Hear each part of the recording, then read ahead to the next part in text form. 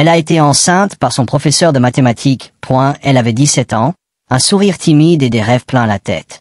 Clara, lycéenne brillante mais discrète, excellait en mathématiques, une matière où elle se sentait en sécurité, loin des jugements. Mais ce jour-là, tout a basculé. Enceinte, par son professeur de mathématiques, Monsieur Vallier, un homme charismatique d'une trentaine d'années, respecté de tous. Comment en était-elle arrivée là? Cette histoire n'est pas celle d'un scandale ordinaire. C'est une plongée dans les secrets, les choix impossibles et la quête de vérité.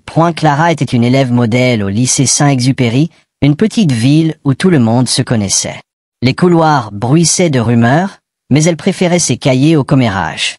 Les mathématiques étaient son refuge, un monde où chaque problème avait une solution. Monsieur Vallier, son professeur, avait une façon unique d'enseigner. Il ne se contentait pas d'expliquer des formules, il racontait des histoires, transformant les chiffres en aventures. Ses cours étaient hypnotiques, et Clara buvait ses paroles. Au fil des mois, Monsieur Vallier remarqua son talent. « Tu as un don, Clara », disait-il souvent, ses yeux brillants d'une intensité qui la faisait rougir. Il lui proposait des exercices supplémentaires, des compétitions nationales, et même des séances de tutorat après les cours. Clara, flattée, acceptait. Ces moments devinrent des bulles hors du temps. Les discussions déviaient des équations vers la vie, les rêves, les peurs. Monsieur Vallier semblait comprendre Clara comme personne. Mais un soir, après une séance tardive, tout changea. Dans la salle de classe déserte, il s'approcha un peu trop près. « Tu es spéciale, Clara », murmura-t-il, sa main frôlant la sienne. Elle sentit son cœur s'emballer, mélange de peur et d'excitation. Elle était jeune, impressionnable, et lui, il était l'adulte, celui qui détenait l'autorité. Ce qui suivit fut une spirale qu'elle ne contrôla jamais. Quand Clara découvrit qu'elle était enceinte, le monde s'effondra.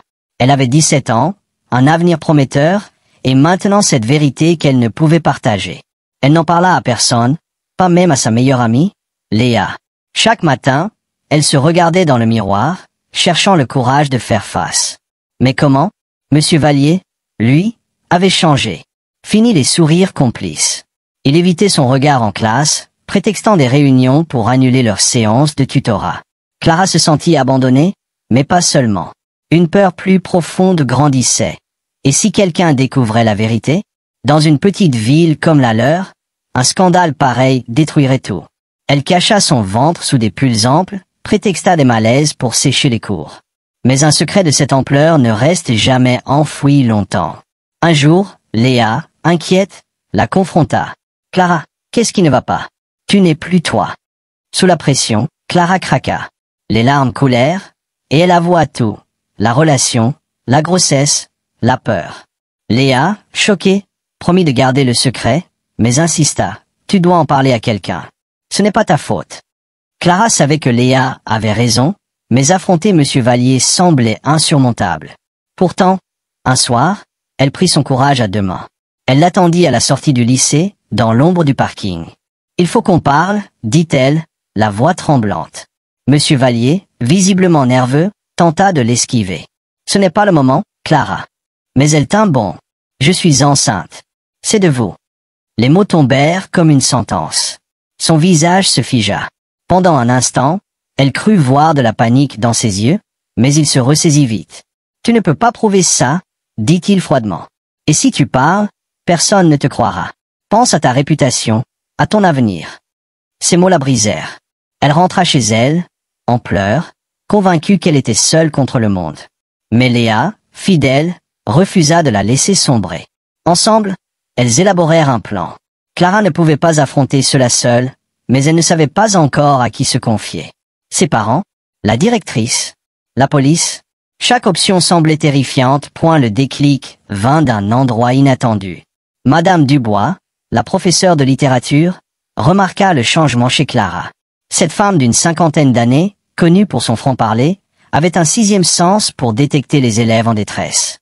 Un jour, après un cours, elle retint Clara. « Quelque chose ne va pas, n'est-ce pas? Tu peux me faire confiance. » Clara hésita, mais le regard bienveillant de Madame Dubois brisa ses défenses. Elle raconta tout, chaque détail douloureux. Madame Dubois, horrifiée, agit immédiatement. Elle accompagna Clara chez la directrice, qui alerta les autorités. Ce qui suivit fut un tourbillon, une enquête, des interrogatoires, des regards curieux dans les couloirs. Monsieur Vallier fut suspendu, mais il nia tout, clamant que Clara inventait pour attirer l'attention. La ville entière s'enflamma. Les habitants prirent parti, certains défendant Monsieur Vallier, un homme si respectable, d'autres soutenant Clara, mais souvent à voix basse. Clara, elle, vivait un enfer. Les réseaux sociaux s'emparèrent de l'histoire, et les commentaires cruels pleuvaient. Elle a bien cherché, une gamine qui veut se faire remarquer. Chaque mot était un coup de poignard. Au milieu de ce chaos, Clara trouva une alliée inattendue, sa mère, Isabelle. Jusqu'alors, leur relation était tendue, marquée par des silences et des attentes. Mais quand Isabelle apprit la vérité, elle devint une lionne. « Tu n'es pas seule, ma chérie. On va traverser ça ensemble. » Pour la première fois, Clara se sentit protégée. Isabelle engagea une avocate, maître Sophie Garnier, connue pour défendre les victimes d'abus. Sophie était une femme redoutable, qui croyait en la justice mais savait que la vérité ne suffisait pas toujours. Elle prépara Clara pour le procès, l'aidant à affronter les questions difficiles. « Ils vont essayer de te faire douter de toi », prévint-elle. « Mais tu es plus forte qu'eux. » Le procès fut un calvaire. Monsieur Vallier, avec son avocat coûteux, joua la carte du professeur irréprochable. Il présenta des témoignages d'élèves et de collègues louant son professionnalisme. Mais Sophie avait un atout, des messages. Clara avait gardé des textos échangés avec Monsieur Vallier, des mots ambigus qui, combinés à son témoignage, commencèrent à fissurer sa façade. Puis, une autre élève, Emma, brisa le silence. Elle aussi avait été approchée par Monsieur Vallier, mais avait eu la force de le repousser. Son témoignage changea, tout point le verdict tomba après des semaines d'audience. Monsieur Vallier fut reconnu coupable d'abus de pouvoir et de détournement de mineurs. Il fut condamné à 7 ans de prison. Pour Clara, ce fut un soulagement, mais pas une fin. Le regard des autres, les murmures, tout cela restait. Elle décida de quitter la ville pour un nouveau départ, soutenue par sa mère et Léa. Clara s'installa dans une autre région, où elle poursuivit ses études. La grossesse, qu'elle avait choisi de mener à terme, donna naissance à une petite fille, Élise. Élever un enfant à 18 ans était un défi, mais Clara y vit une force. Élise devint sa raison de se battre, de prouver au monde qu'elle n'était pas définie par son passé. Avec le temps, Clara trouva sa voie. Elle commença à écrire, d'abord pour elle, puis pour les autres. Elle partagea son histoire sur un blog, anonymement d'abord, puis sous son vrai nom. Ces mots touchèrent des milliers de personnes, des jeunes filles qui, comme elle, avaient eu peur de parler. Elle reçut des messages du monde entier, des témoignages de soutien, mais aussi de douleur. Clara comprit qu'elle n'était pas seule, et cette prise de conscience la transforma. Des années plus tard, Clara, désormais âgée de 25 ans, se tenait devant une caméra. Elle avait lancé une chaîne YouTube, où elle racontait des histoires de résilience, la sienne et celle d'autres survivants. Chaque vidéo était un cri du cœur, un appel à briser le silence. « Vous n'êtes pas seul », répétait-elle, et ces mots résonnaient. Sa chaîne gagna en popularité, non pas pour le sensationnalisme, mais pour son authenticité. Clara ne se contentait pas de raconter, elle agissait. Elle collaborait avec des associations, organisait des ateliers pour sensibiliser les jeunes aux abus de pouvoir. Élise, désormais une fillette pleine de vie, était sa plus grande inspiration.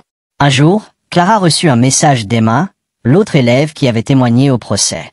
Emma avait elle aussi transformé sa douleur en force, devenant psychologue pour aider les victimes d'abus.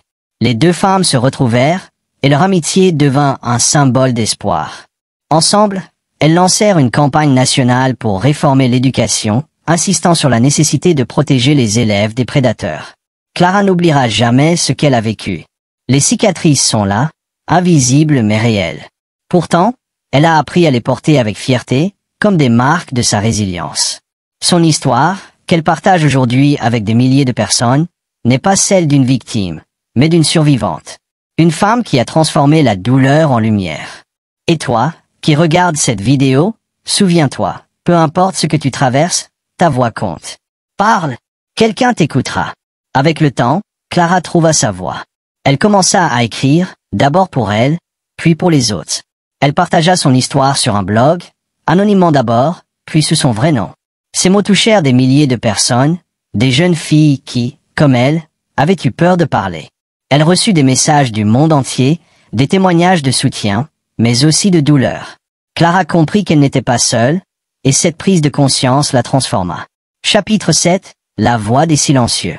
Des années plus tard, Clara, désormais âgée de 25 ans, se tenait devant une caméra.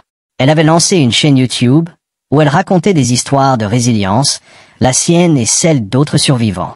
Chaque vidéo était un cri du cœur, un appel à briser le silence. « Vous n'êtes pas seul », répétait-elle, et ces mots résonnaient.